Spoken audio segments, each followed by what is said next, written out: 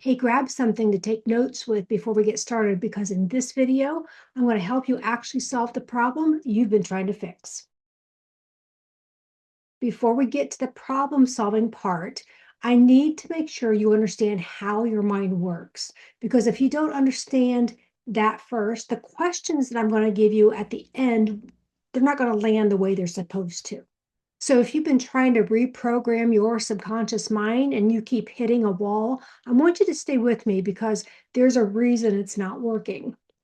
Here's what I already know about you. You didn't wake up this morning and say, I think I'll do some subconscious mind reprogramming today. You're here because you hit a wall. You keep repeating the same pattern, the same relationships, the same financial struggle, the same reaction you promised yourself you'd stop having. And no matter how much you want things to be different, something keeps pulling you back. And maybe someone told you it's your subconscious mind, and that felt like the answer until you tried to fix it, and maybe nothing changed. So let's talk about what's actually going on. Let's explain the mind using an iceberg analogy. The conscious mind is that part above the water. It's what you are aware of right now, your thoughts, your decisions, the voice in your head telling you to pause and grab that pen to take some notes right now. And just below the surface is what most people call the subconscious. This is where your habits live, your automatic behaviors, the things that you do without thinking, like driving to a familiar place and realizing you don't even remember how you got there, or tying your shoes.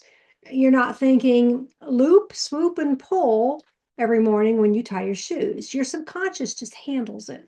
Below that, deeper than what most people talk about, is the unconscious mind. And this is the most powerful part of you. The unconscious mind takes everything you've ever experienced, the moments that hurt, the moments that felt like love, the moments that scared you, the moments that shaped how you see yourself, and it uses all of those as a reference point, a blueprint for how to run your life. Now, Mastery of T is the modality that I'm trained in, and it states it this way. Your mind is like a computer, and every experience you've had is filed away. When you encounter a new situation, your mind essentially Googles what to do based on what's stored in there, based on what you've experienced and how you interpreted it at that time. And here's the part that can feel really frustrating. It will override logic. You can know something isn't good for you. You can want something different. You can have a full conversation in your head about why you're going to do things differently moving forward. But if your unconscious mind has a different reference point, if it has a different answer filed away, it wins every time. That is how your brain is designed.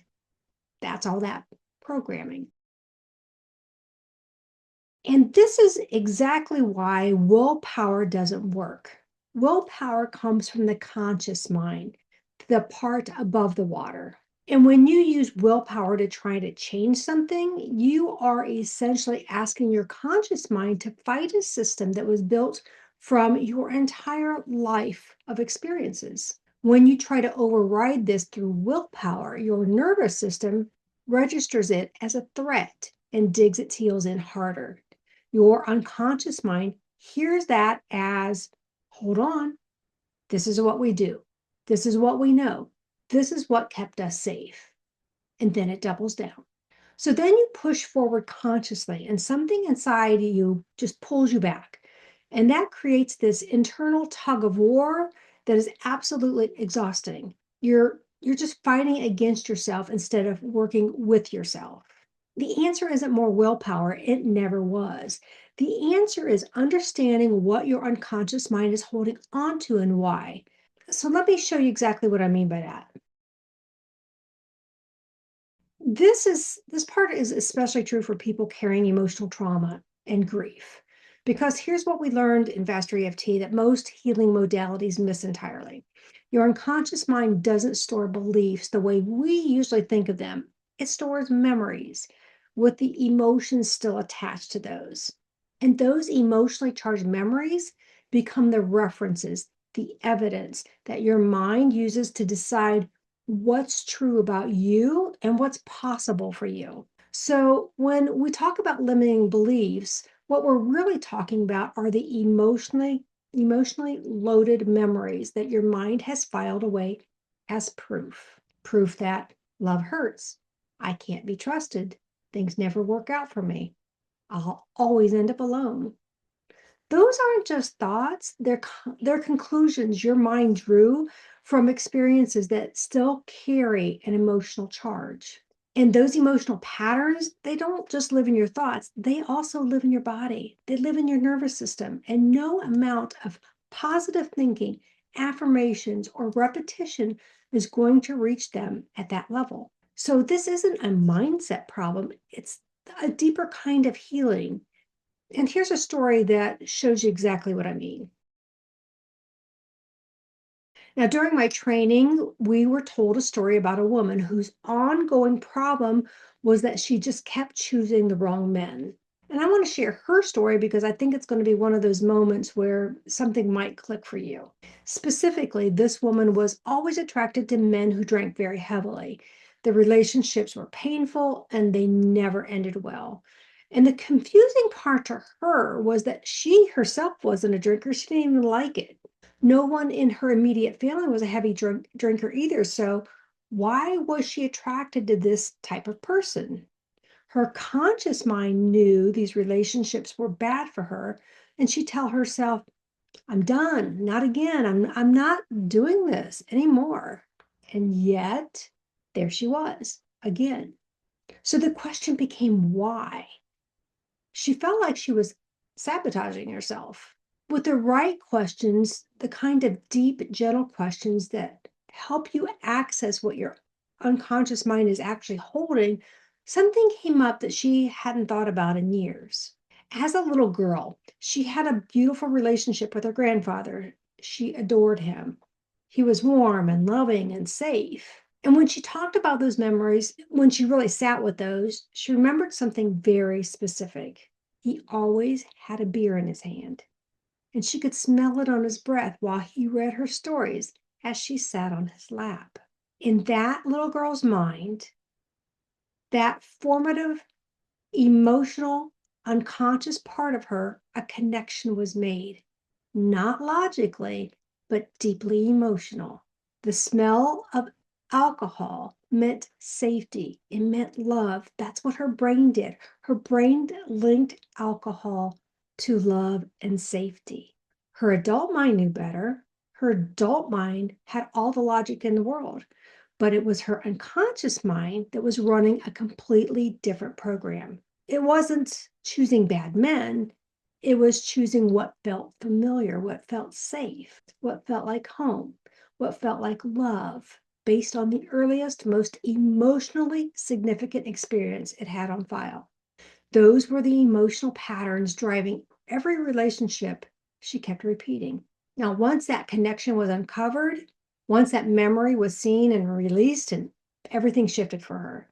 She didn't have to white knuckle her way into better choices anymore. She just naturally started making them. Any problem that we have is a successful, undesirable outcome based on internal references. You might want to write that down. Any problem is a successful, undesirable outcome based on internal references.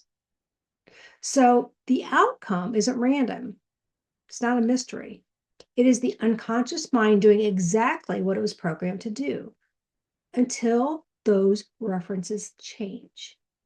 That is exactly why self-sabotage feels so real. It's just the opposite of that.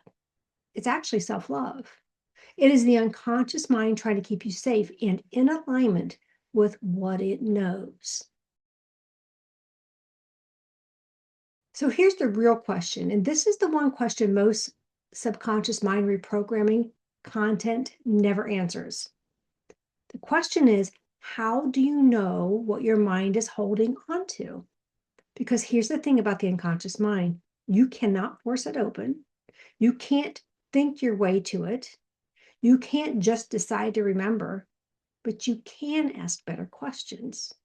So these questions are designed to create a pattern interrupt. It's a moment of awareness that gives your mind permission to show you what's been running on autopilot.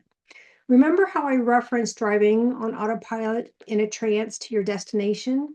Now imagine if in the middle of that drive, someone asked you a really unexpected question out of the blue. Suddenly you're in the present. You're aware. It brings you out of your trance. That's all a pattern interrupt is. So these questions are going to do the same thing for the patterns running your emotional life. Once you see them, you can begin to change them. And that is where real subconscious mind reprogramming begins. So go ahead and grab your pen and paper. So on your paper, I want you to write down the answers to these 7 questions. You're probably going to have to pause the video whenever you need to, because I don't want you to rush these. The whole point is to let your mind actually show you what's there. Question 1, what problem are you trying to solve by reprogramming your mind? Be specific. For the woman in the story earlier, her answer would probably be, I keep being attracted to men who aren't good for me. So write yours down. And again, pause this if you need to. Question 2, how is this currently showing up as a problem in your life? Not the backstory, just a real practical impact in 1 or 2 sentences. Like for her, she may have said, my relationships with men always end in a heartbreak, or I can't seem to trust my own instincts, or I'm constantly self-sabotaging. So write your answer now. Question 3, what emotions do you experience when you think about this problem? Not what you think should bother you, but what actually comes up. I want you to step into this problem because it's a problem for you, right? Step into it, feel it, notice what you notice, see what you see. What comes up? Is it sadness? Is it frustration? Is it shame? Is it hopelessness? These are your emotional patterns. I want you to write them all down. Don't filter yourself. Question 4, are you feeling any of these emotions anywhere in your body right now?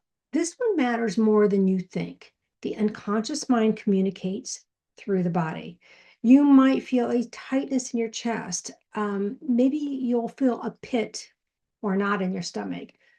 Or maybe there's a heaviness that just sits there. Maybe it's on your shoulders, in your back.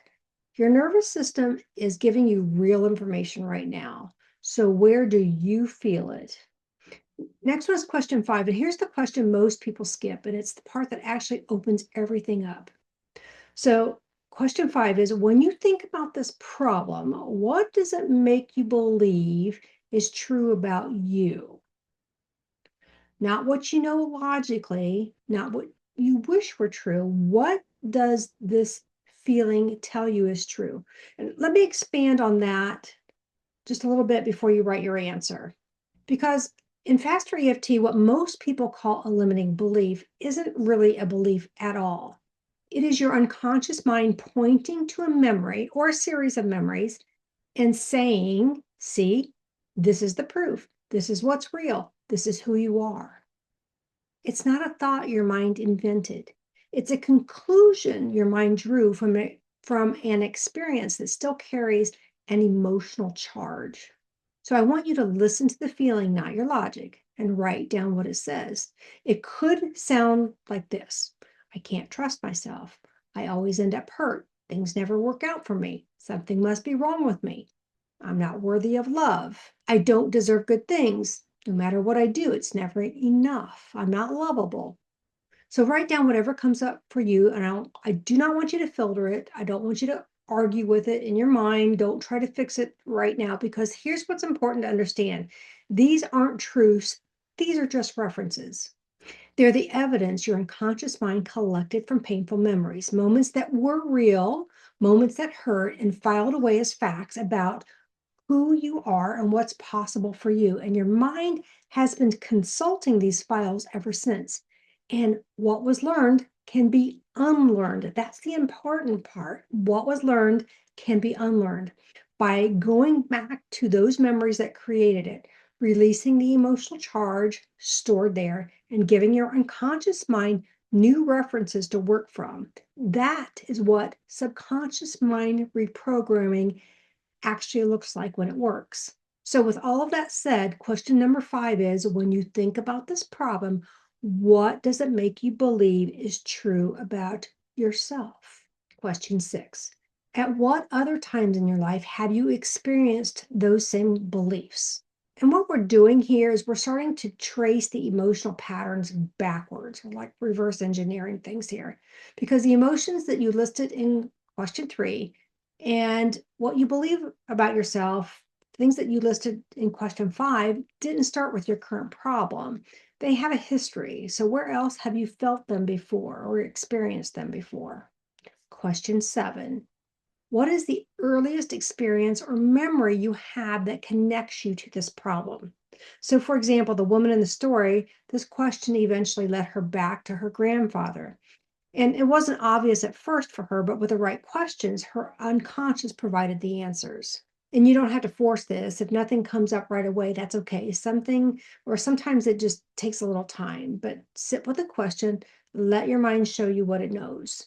Now that you have all these questions answered, they give you a foundation, a real starting place for subconscious mind reprogramming that actually goes somewhere. So when I work with clients, this is usually where things start to open up. The answers to these questions often reveal the exact memories that are driving the emotional patterns that they're trying to change. Because the right questions give the unconscious mind permission to show you what it's been holding. And when those emotions are finally seen and released, when the nervous system gets this signal that it's safe to let go, your limiting beliefs, so to speak, begin to shift on their own. That's how you actually start the process of reprogramming your subconscious mind. Now, I'll be honest with you. Some people go through these questions and things just start to unlock on their own. Something clicks, a memory surfaces, um, their perception changes, and that is all they need to unravel everything. And others, they get to the edge of it, they can feel something there, but they need a little help getting the rest of the way. That's a sign that you're actually getting close. If that's you, I offer a free 60-minute consultation over Zoom where we can work through these questions together. And I'll put the link in the description below. And no pressure, it's just there if you decide you need it. Just know that you're stuck because your unconscious mind learned something a long time ago and it has been trying to protect you ever since. It's just doing its job. It just needs an update now. But now you have a place to start. And I'll see you in the next video.